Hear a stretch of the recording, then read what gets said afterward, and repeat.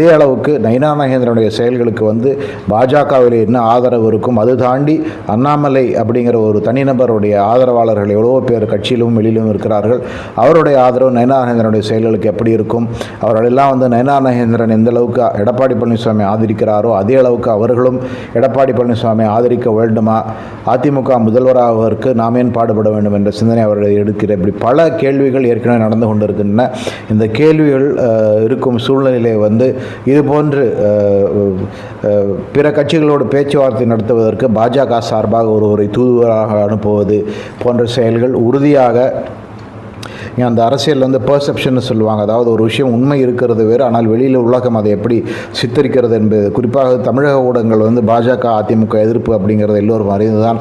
அந்த சூழ்நிலையில் இது போன்ற விஷயங்கள் வந்து இங்கே இருக்கிற மீடியாவால் எப்படி சித்தரிக்கப்பட போகின்றன என்பதெல்லாம் பெரிய விஷயமாக பார்க்கப்படும். அதிமுக பாஜக